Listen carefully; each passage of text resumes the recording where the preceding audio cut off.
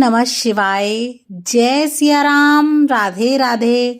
आप सभी लोगों को महाशिवरात्रि की हार्दिक शुभकामनाएं।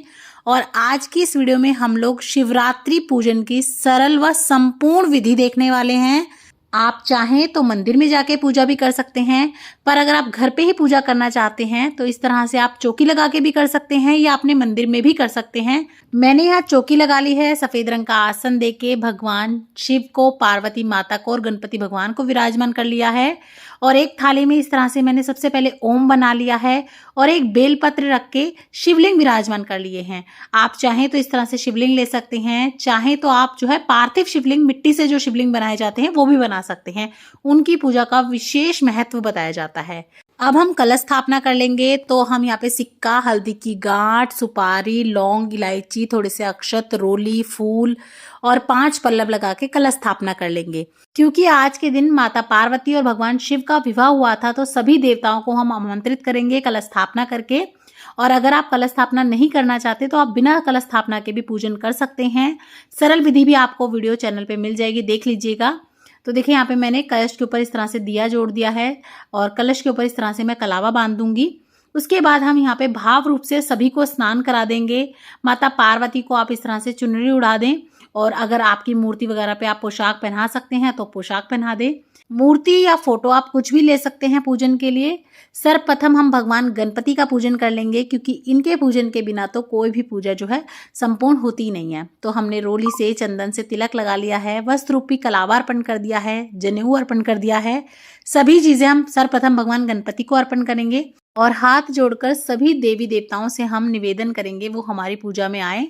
उसके बाद हम सर्वप्रथम भगवान भोलेनाथ को चंदन से तिलक करेंगे, माता गौरी को हम रोली से तिलक करेंगे, उनकी मांग भरेंगे। और आज के दिन माता रानी को हल्दी मेहंदी आप जरूर से लगाएं। तो इस तरह से माता रानी के हाथों में, पैरों में हम मेहंदी लगा देंगे। अच्छे से आप माता रानी का श्रृंगार कर दें, फूल अर्पण कर दें। भगवान भोलेनाथ को सफेद रंग के फूल अति प्रिय होते हैं, तो मिल जाए तो आप जरूर से अर्पण करें। माता गौरा को अर्पण करें फूल। उसके बाद हम अपने शिवलिंग का अभिषेक करेंगे। तो सर्वप्रथम हम जल से अभिषेक करेंगे। उसके बाद आप चाहें तो कच्चे दूध से कर सकते हैं, पंचामृत से कर सकते हैं। तो आप पंचामृत से इस तरह से अभिषेक कर दें भगवान भोलेनाथ का। और पूजा के समय पर हम ओम नमः शिवाय का जाप करते रहेंगे। उसके बाद हम फिर से एक बार जल का अभिषेक करेंगे। और यहाँ पे मैंने जल में ही गंगा जल मिला रखा है, तो आप चाहें तो गन्ने के रस से भी अभिषेक कर सकते हैं। पर लास्ट में एक बार आप शुद्ध साफ जल से जरूर से अभिषेक करवाएं, ताकि कोई भी चीज ना लगी ना रहे। उसके बाद हम बाबा का श्रृंगार करेंगे। तो चंदन से हम तिलक करेंगे, त्रिपुंड बनाएंगे। तो यहाँ मेरे शिवलिंग छोटे से हैं, तो इस तरह से मैं बना रही हूँ। आप भी इस तरह से त्रिपुंड जरूर से बनाएं भोलेनाथ बाबा पे। उसके बाद आप अच्छे से बाबा का श्रृंगार कर दें। और आज के दिन आप जो है ना अक्षत जरूर से चढ़ाएं। जो आपका अक्षत है वो टूटा हुआ नहीं होना चाहिए। तो इस तरह से हम अक्षत चढ़ा देंगे, अच्छे से श्रृंगार कर लेंगे। उसके बाद हम बेलपत्र चढ़ाएंगे। तो इस तरह से पीछे की डंडी हम तोड़ लेंगे और जो चिकनी तरफ होती है बेलपत्र की, वो हम इस तरह से शिवलिंग पर छुआते हुए इस तरह से रखेंगे। और जो जलहरी का आपका मुख होना चाहिए वो उत्तर दिशा की तरफ होना चाहिए। और आप चाहें तो अपने बेलपत्र पे अपनी मनोकामना लिख सकते हैं, ओम नमः शिवाय लिख सकते हैं, या इस तरह से सिर्फ आप चंदन से उसे अच्छे से टीका कर लें। उसके बाद हम इस तरह से अर्पण कर देंगे। 5, 7, 11 कितने भी आप चढ़ा सकते हैं। उसके बाद हम यहाँ पे अबीर चढ़ा रहे हैं। अबीर से, गुलाल से बाबा का अच्छे से श्रृंगार करेंगे। और हो सके तो आज के दिन आप जो है ना शिवालय में जाके जरूर से बाबा का अभिषेक करें, उनका श्रृंगार करें। और अगर आपको बेलपत्र नहीं मिल पाते हैं, वैसे तो बहुत सरलता से मिल जाते हैं जो भी मंदिर वगैरह होते हैं उनके आसपास, लेकिन नहीं भी मिल पाते हैं तो कोई बात नहीं। जो मंदिर में चढ़ाए हुए होते हैं पहले से बेलपत्र, आप उन्हें अच्छे से धो के दोबारा भी यूज कर सकते हैं। और बाबा भोलेनाथ को जैसे धतूरा हुआ, भांग हुई, जो भी प्रिय चीजें होती हैं वो आज के दिन आप जरूर से अर्पण करें। सफेद रंग के फूल, मदार के, धतूरे के, इस तरह से आप फूल अर्पण कर दें।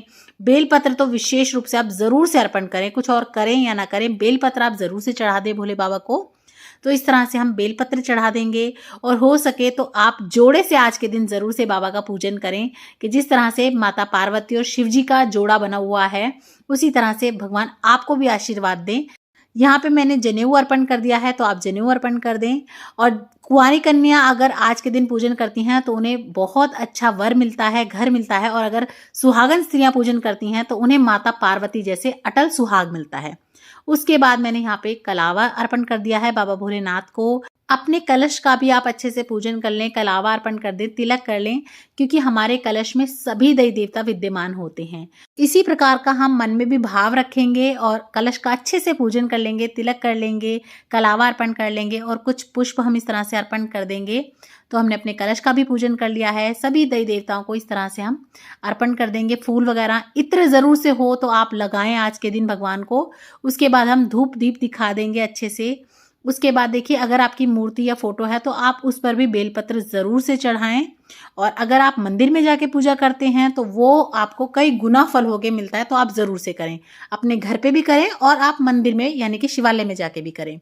माता पार्वती को आप सुहाग की सामग्री ज़रूर से अर्पण करें। 5 चीज़ 7 चीज़ जैसे भी आपको सही लगे, आप कुछ सुहाग का सामान ज़रूर से अर्पण करें। थोड़ी सी दक्षिणा हम अर्पण कर देंगे। दक्षिणा अर्पण करने से अगर कोई भी त्रुटि रह जाती है तो वो पूर्ण हो जाती है। उसके बाद हम भोग लगा देंगे। तो शिवरात्रि वाले दिन फलों का विशेष रूप से भोग लगाया जाता है, फलाहार ही किया जाता है। तो आप कोई भी सीजनल फ्रूट का भोग लगा सकते हैं, 5 फलों का भोग लगा सकते हैं। और आज के दिन अगर आप बेर का भोग लगाते हैं तो विशेष रूप से अच्छा रहता है। और इस समय पर आपको बेर बहुत ही आसानी से मिल भी जाएंगे, तो बेर हो सके तो आप ज़रूर से भोग में अर्पण करें। और आज के दिन भगवान शिव पार्वती की विवाह की कहानी सुनी जाती है। तो आप यहीं पर अपनी चौकी के सामने बैठकर या मंदिर में बैठकर कथा सुन सकते हैं। हाथ में थोड़े से फूल या अक्षत के दाने ले लें और कथा सुनने के बाद भगवान को इस तरह से अपनी मनोकामना बोलते हुए हम ये फूल यहीं पे चढ़ा देंगे। उसके बाद आरती के लिए या तो आप कपूर आरती कर लें या अलग से दिया ले लें। आपको अपने कलश पे से दिया नहीं उठाना है। तो यहाँ पे मैंने कपूर ले लिया है आरती के लिए। तो इस तरह से हम प्रेम पूर्वक आरती करेंगे। सर्वप्रथम हम भगवान गणपति की आरती करेंगे। उसके बाद हम भोले भंडारी की, भगवान शिव जी की आरती करेंगे। तो इस तरह से प्रेम पूर्वक आरती कर लें।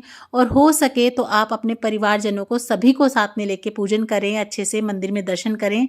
उसके बाद हम हाथ जोड़कर क्षमा याचना कर लेंगे कि भगवान अगर हमसे कोई भी भूल चूक हो गई हो तो हमें माफ़ करना, सद्बुद्धि देना। और हे पार्वती माता, जैसे आपका सुहाग अटल है ऐसे ही हमारा सुहाग अटल करना।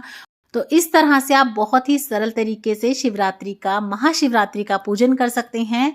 पूजन के बाद ये जो फल हैं ये आप प्रसाद रूप में बांट सकते हैं, लेकिन जो आपने शिवलिंग पे फल चढ़ाए होंगे वो आपको प्रसाद रूप में ग्रहण नहीं करने हैं। इस प्रसाद को आप चाहे तो मंदिर में चढ़ा के आ सकते हैं या फिर आप जो है ना गौ माता को खिला सकते हैं। इसे आपको खुद नहीं खाना है। कभी भी शिवालय पे या शिवलिंग पे जो आप प्रसाद चढ़ाते हैं वो आपको खुद नहीं लेना होता है।